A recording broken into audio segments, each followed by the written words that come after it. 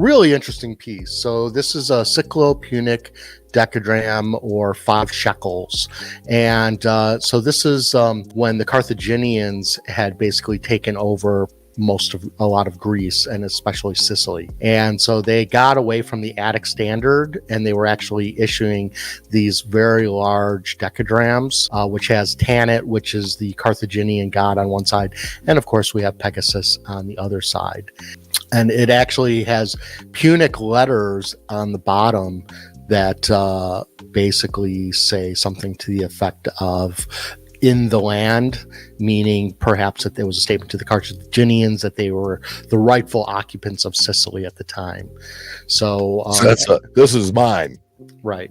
And they were fighting against the Romans in the First Punic War. And actually, the Punic Wars against the Italians or against the Romans were probably one of the greatest amount of lives lost until the 20th century. So a lot of people died. But this is a huge coin. This is a decadrachm. It weighs 37.91 grams. I believe it's also 100 greatest ancient coin as well. I've held these in my hand. They're very exciting to hold.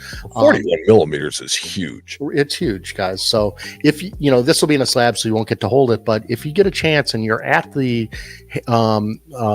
ANA next week, go to the Heritage viewing room.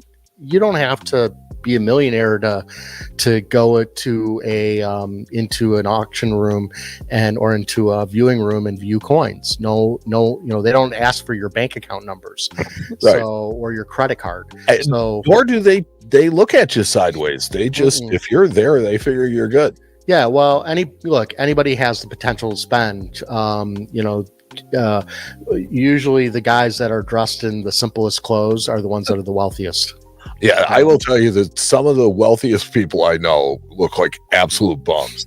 Right.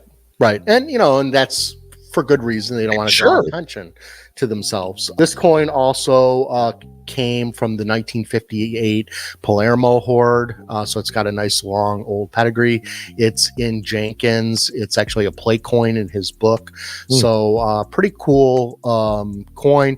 This coin actually was in an NAC sale back in 2019, and it was also in the New York sale as part of the Prospero sale, which is a very famous sale that the Sheikh of Qatar was buying most of these coins, and I believe he probably owned this, and then it was sold by NAC when they sold the Sheikh's collection. And here it is now. Wasn't in a holder, now it's in a holder. So